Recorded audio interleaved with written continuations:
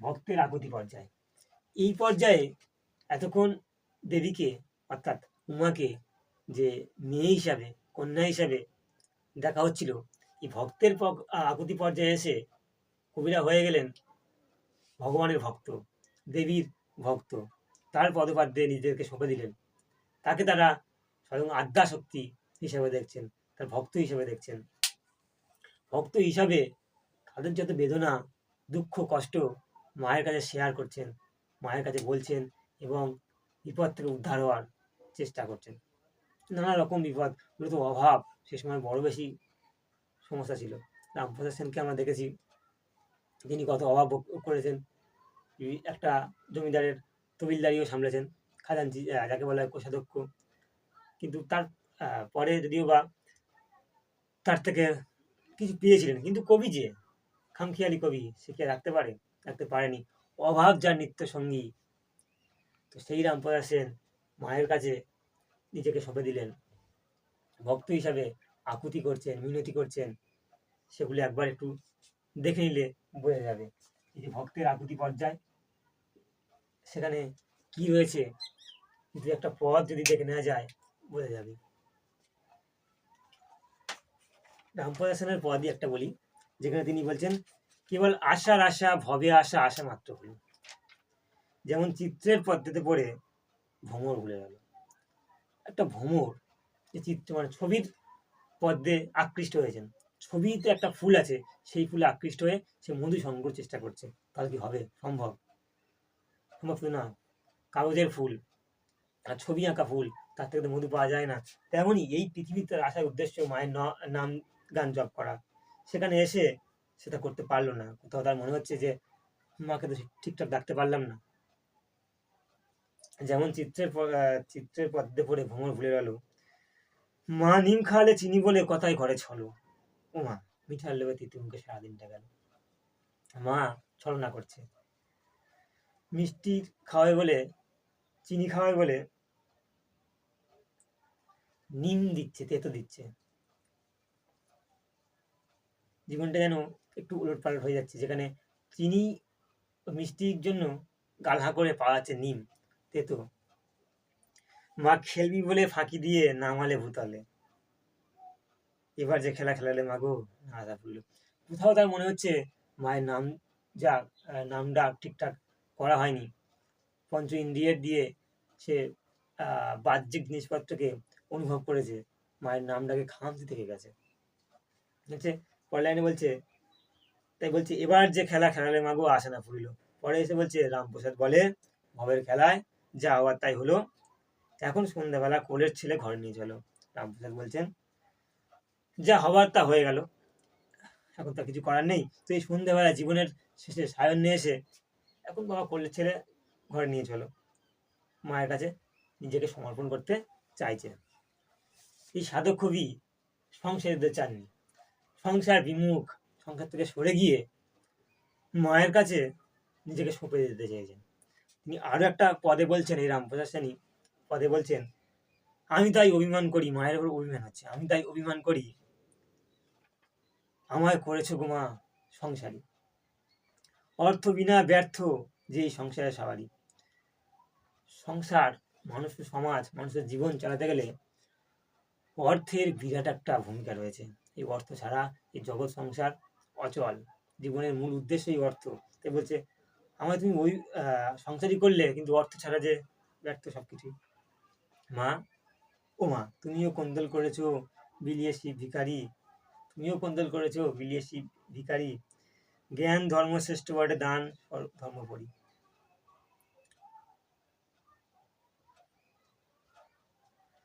তো এই সংসার নিয়েও তার ওই মানে এই কবিতাতে দেখা গেছে। আরো একটা পদে কি বলছে দেখে নি। বলছে, এমন দিন কি হবে তারা, যবে তারা তারা বলে তাড়াবে পড়বে ধারা। এখানে সুন্দর অলংকার রয়েছে। কি অলংকার অবশ্যই কমেন্টে জানাবেন। এইটাই প্রশ্ন থাকলো, কি অলংকারের মধ্যে। বলছে এমন দিন কি হবে তারা, যবে তারা তারা বলে তাড়াবে পড়বে ধারা। এরকম দিন কি আসবে? মায়ের কাছে প্রার্থনা হবে, তারা মা। তারা বলতে একটা তারা হচ্ছে তারা মা। আমরা জানি যে তারা পিঠে তারা তারা মা কালী ঠাকুরেরই এক রূপ। সে বলছে এমন দিন কি হবে তারা, এমন দিন কি আসবে তারা মা? তবে তারা তারা বলে অর্থাৎ মা মা বলে তারা বেয়ে পড়বে, তার চোখের তারা বেয়ে ধারা পড়বে, অর্থাৎ জল পড়বে। তারা নাম নিয়ে, মায়ের নাম নিয়ে চোখ থেকে জলের ধারা পড়বে। হৃদি পদ্ম উঠবে ফুটে, মনের আধার যাবে লুটে। হৃদয়ে পদ্ম ফুটে উঠবে, মন সাফ থাকবে, পরিষ্কার থাকবে। তখন ধরাতলে পড়বে লুটে, তারা বলে হবো সারা। তখন ধরাতলে পড়বে লুটে, তারা বলে হবো সারা। ত্যাজিব সব ভেদাভেদ, ঘুচে যাবে মনের ক্ষেত। সব ত্যাজ, সব ভেদাভেদ সবই ঘুচে যাবে। ওরে শত শত সত্য বেদ, তারা আমার নিরাকার। শত শত বেদ, এই সব যে নিরাকার, ঈশ্বর যে আসলে হৃদয়ে থাকে। ওরে শত শত সত্য বেদ, তারা আমার নিরাকার। তারা যে ডাকবে সেই পাবে, তার কোনো আকার নেই। শ্রীরামপ্রসাদ, রামপ্রসাদের রটে মা বিরাজে সর্বঘটে। মানে সব জায়গায় রয়েছে শ্রীরামপ্রসাদ রটে মা বিরাজে সর্বঘটে। ওটা আঁখি বন্ধ করে দেখ মাকে, তিমির তিমির ভরা। রামপ্রসাদ বলছেন মা সব জায়গায় আছে, চোখ বন্ধ করে দেখ, যে অন্ধকার যে কালো সেইখানেও তারা আছে। ওই জন্য বলছে শ্রীরামপ্রসাদ রটে মা বিরাজে সর্বঘটে। ওরে আঁখি বন্ধ করে দেখ মাকে, তিমিরে তিমির ভরা। ওই কালো কালো অন্ধকার, ওই তিমির তিমির ভরা, ওখানেও তুই মাকে পাবি। মা সর্বঘটে। নিজেকে এভাবে মায়ের কাছে তিনি সঁপে দিয়েছেন। ভক্তের আকুতি পর্যায়ে মায়ের কাছে সমস্ত বেদনা এভাবেই সঁপে দেওয়ার নজির তৈরি করেছেন রামপ্রসাদ কমলাকান্ত ভট্টাচার্যরা। এরপরে পর্যায়ে দুটো দেখবো যে মনশিক্ষা এবং নাম মাহাত্ম। মনশিক্ষা এবং নাম মাহাত্ম, এই কটা হলে পরে মনশিক্ষা নাম মাহাত্ম। এখানে মাকে জপে, মাকে সামনে রেখে যে মনকে শিক্ষা দিয়ে মায়ের পায়ে নিজেকে সঁপে দেওয়া এবং তার স্থিরতা তারা ঠিক করেছেন। আর নাম মাহাত্ম, মায়ের নাম মাহাত্ম প্রচার করেছেন। এই নাম মাহাত্মের মাধ্যমে তারা মায়ের নাম মাহাত্ম প্রচার করেছেন। মাকে নিয়ে শত সহস্র পদ রচনা করেছেন, পদাবলী রচনা করেছেন এইগুলোতে। তো এইভাবেই কবিরা নানাভাবে নানা পর্যায়ে মায়ের নাম কীর্তন করেছেন, মায়ের কাছে নিজেদেরকে সঁপে দিয়ে নিজেদের জাগতিক দুঃখ থেকে মুক্তি পেতে চেয়েছেন। মাকে তারা এভাবেই ভালোবেসেছেন। তো সমাজচিত্র যদি দেখা যায় তো দেখবো নানা বৈশিষ্ট্য যেমন ফুটে উঠেছে, সেই বৈশিষ্ট্যের সঙ্গে সঙ্গে সমাজচিত্র কি সুন্দরভাবে ফুটে উঠেছে। যেখানে রয়েছে প্রথম বৈশিষ্ট্য হিসাবে বা সমাজচিত্র হিসাবে ধরা যায়, তাহলে দেখবো বাঙালিয়ানা।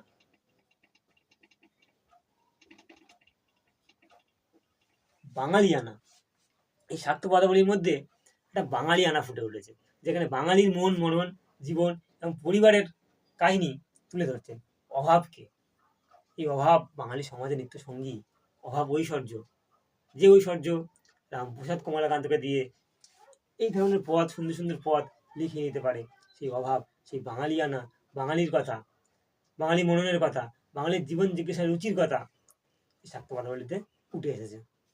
দ্বিতীয় বৈশিষ্ট্য হিসেবে বলা যায় সহজ সুর।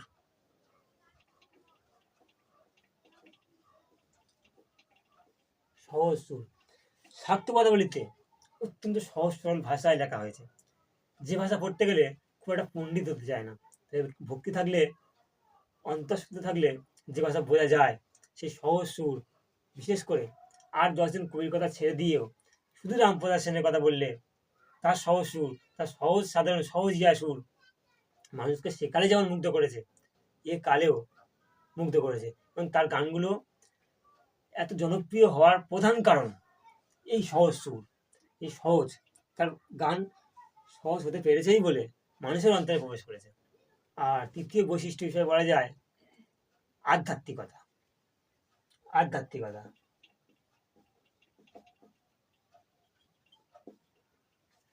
আধ্যাত্মিকতা এই শাক্ত পদাবলীকে তুলে ধরতে আধ্যাত্মিকতাও সাথে সাথে উঠে এসেছে। অনেক পদাবলীতে সাধন পদ্ধতি, সাধনার জীবনযাপন সুন্দরভাবে তুলে ধরেছেন। আর শাক্ত পদাবলীর মূল বৈশিষ্ট্য হিসেবে বলা যায় সমাজচিত্র। সমাজ, সমাজকে খুব সুন্দরভাবে তুলে ধরছেন। সে সময় গৌরীদান প্রথা ছিল। এই গৌরীদান প্রথা কি? গৌরীদান প্রথা হচ্ছে অষ্টম বর্ষীয়া বালিকাকে বিবাহ দেওয়া, অর্থাৎ 8 বছরের মেয়েকে বিয়ে দেওয়ার রীতি ছিল।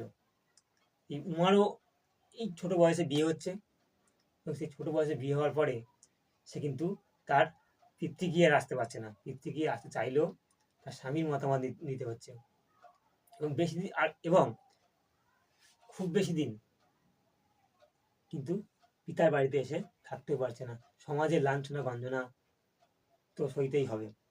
এখনো এখনো এ সমাজে, বিশেষ করে গ্রাম্য এলাকাতে, কোনো মেয়ে তার শ্বশুর বাড়িতে দীর্ঘদিন থাকলে তাকে সমাজ খুব একটা ভালো চোখে দেখে না।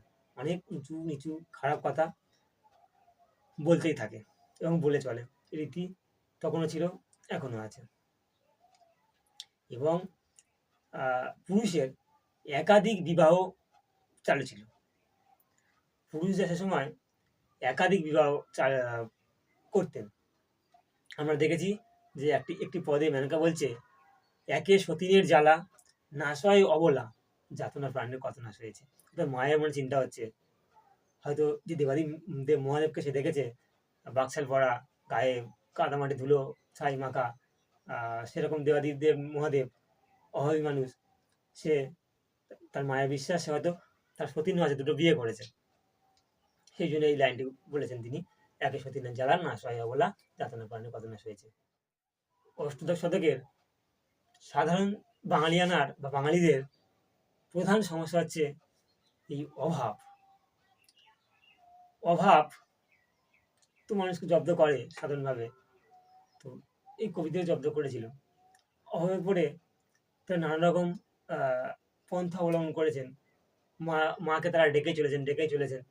তো অভাবের কয়েকটা পদ যদি, অন্তত একটা পদ যদি দেখে নেওয়া যায়, অভাব সম্পর্কে একটি পদে কবি বলছেন, আমি কি দুঃখে ডরাই, দুঃখে থেকে জন্ম গেল, আর কত দুঃখ দেখি, দুঃখ দাও দেখি তাই, আগে পাশে দুঃখ চলে মা, আমি কোনখানেতে যাই, যখন দুঃখের বোঝা মাথায় নিয়ে দুঃখ দিয়ে আমি বাজার মিলাই, দুঃখ দিয়েই বাজার, আমার দুঃখ নিয়েই আমার জীবন চলছে, বিষের কৃমি বিষে থাকি মা, বিষকে প্রাণ ডাকি সদাই, আমি এমন বিষের কৃমি মা গো, বিষের বোঝা নিয়ে বেড়াই, প্রসাদ বলে ব্রহ্মময়ী, বোঝা নামাও ক্ষণেক জিরাই, দেখো সুখ পেয়ে লোকে গর্ব করে, আমি আমি করি দুঃখের বড়াই। অর্থাৎ সারাটা জীবন, সারাটা জনম সে দুঃখে দুঃখে জীবন কাটিয়েছে। শেষে এসে বলছেন, প্রসাদ বলে ব্রহ্মময়ী, বোঝা নামাও ক্ষণেক জিরাই। এই দুঃখের ভার, দুঃখে নামা যে পাথরের ভার আর সইতে পারছে না তিনি। দেখো সুখ পেয়ে লোকে গর্ব করে, আমি করি দুঃখের বড়াই। দুঃখ নিয়েও, দুঃখ পেয়েও কবি এখানে বড়াই করছে। এই অভাব মৃত্যু সঙ্গী। আরও একটা ব্যাপার ছিল সে সময়, জমিদারি প্রথা। সেই জমিদাররা নানাভাবে প্রজাদের থেকে অর্থ আদায় করত, কর আদায় করত, নানাভাবে অত্যাচার করত। সেই সব কথাও কখনো কখনো উঠে এসেছে এই শাক্তপদাবলীর পদগুলিতে। এই অভাব অনটন, জীবন জিজ্ঞাসা, সমস্ত কিছুর মধ্যে থেকেও এই সমস্ত কবিরা কিন্তু বিচলিত হয়নি। মায়ের ওপর ভরসা রেখেছেন তারা, মাকে সঁপে দিয়েছেন সমস্ত মনোব্যথা। যখন পাশে কাউকে পাওয়া যায় না, বন্ধু হিসাবে কাউকেই পাওয়া যায় না, সেই সময় কোনো আমাদের বিশ্বাস থাকে কোনো এক অদৃশ্য শক্তি আমাদের রক্ষা করবেন, আমাদের হয়ে তিনি প্রতিবাদ করবেন, কলরব করবেন।